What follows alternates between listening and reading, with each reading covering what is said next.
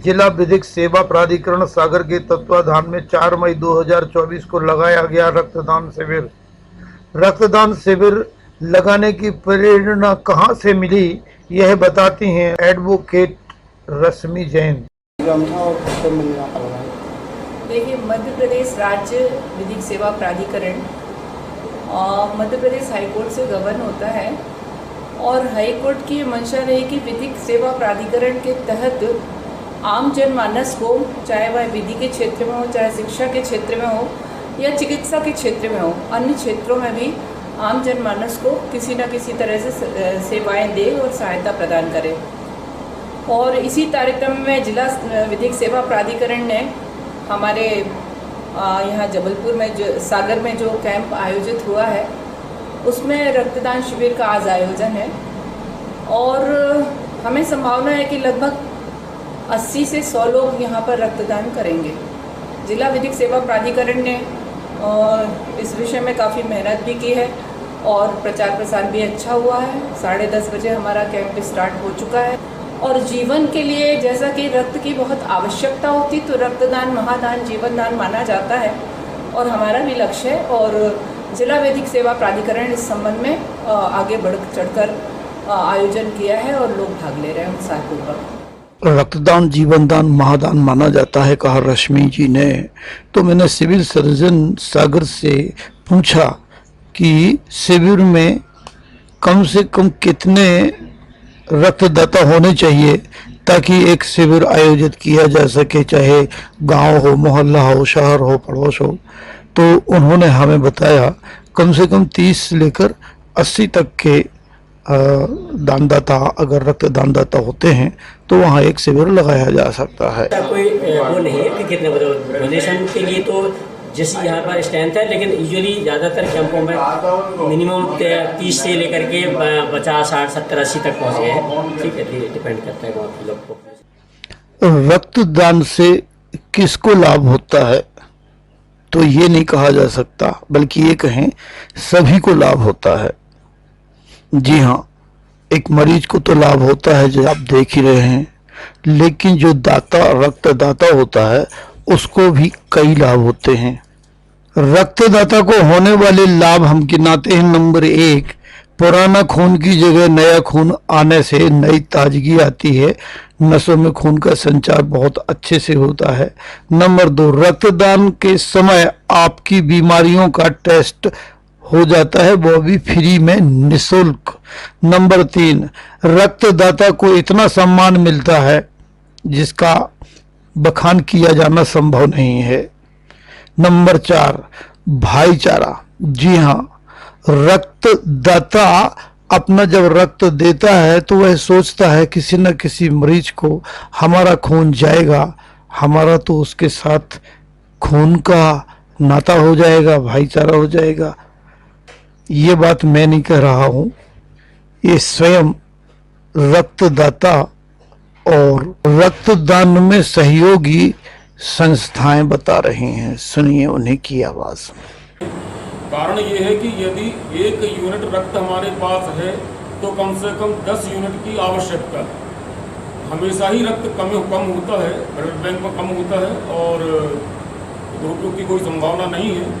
रहा सवाल रक्तदान करने से कमजोरी आती है या नहीं आती है, तो इस बारे में तो विज्ञान ने बहुत स्पष्ट रूप से डॉक्टर्स ने उजागर किया हुआ है कि रक्तदान करने से शरीर में नए ब्लड की संरचना हर समय होती रहती है। यदि आप रक्तदान करेंगे तो उससे आपका जो नया ब्लड बनेगा वो आपके शुगर में और बीपी में अत्यधिक काम आएगा और स्नायु के लिए भी बहुत अच्छा रहेगा। यदि आप रक्तदान करेंगे तो सदैव स्वस्थ रहेंगे, बीपी और हार्ट जैसी बीमारियों से सुरक्षित रहेंगे। रक्तदान में हमारा रक्त कितना सुरक्षित रखा गया है तथा हम कितनी बार और कितने समय के बाद रक्तदान कर सकते हैं, इस विषय में आपका क्या कहना है? ये भ्रांति है कि हमारे रक्त का दुरुपयोग हो रहा होगा या क्या करते हैं हमारे रक्त का, थोड़ा इसके बारे में विशेष तौर पे बताया ताकि हम समझ सकें। क्योंकि ऐसा है कि ये अवेयरनेस की कमी है, जागरूकता की कमी है और यह तो सर्वविदित है कि रक्त की और पानी की अत्यधिक कमी है। बूंद बूंद का इसका उपयोग करना चाहिए। और जब ये रक्तदान शिविर लगते हैं और इनके जो आयोजक होते हैं, संपूर्ण व्यवस्थाओं के साथ ही आयोजन किया जाता है कि जो रक्त एक बार में एक व्यक्ति का 300 यूनिट से अधिक नहीं, 300 ml से अधिक नहीं लिया जाता और कम से कम 3 माह के गैप से ये रक्तदान लिया जाता है। रक्तदान जो भी रक्त एकत्र होता है उसको रक्त के उस ब्लड बैंक में रखा जाता है, सुरक्षित रखा जाता है। इसका दुरुपयोग होने की तो दूर दूर तक कहीं कोई संभावना ही नहीं है। कृपया आप बताएं कि हमें कोई बीमारी अगर है तो क्या हम भी रक्तदान कर सकते हैं? तो कौन कौन सी बीमारी वाले रक्तदान कर सकते हैं और कौन नहीं कर सकते, इसके बारे में थोड़ा सा पता इसके लिए ये है कि अगर मान लीजिए जो जिनको डायबिटीज़ है और उनको इंसुलिन नहीं लगता है और डॉक्टर अगर उनकी डायबिटीज़ कंट्रोल है या बीपी कंट्रोल है, वो डॉक्टर से बात करने के बाद अपना ब्लड डोनेशन कर सकते हैं। और ये जो ब्लड डोनेशन होता है इसमें जो भी पहली बार या दूसरी बार ये लोगों में भ्रांतियाँ बनी हुई हैं कि हम ब्लड डोनेट करेंगे तो मुझे कमजोरी आएगी, तो ऐसा कुछ भी नहीं होता है।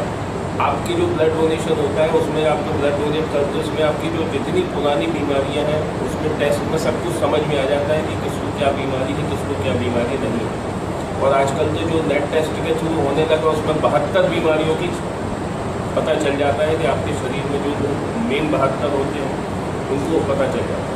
अगर आप अभी भी डर रहे हो तो डर छोड़िए और देखिए छोटी बिटिया को कितने उत्साह के साथ रक्तदान कर। और मुझे रक्तदान करने में अच्छा लगा और हम आगे भी देना चाहेंगे।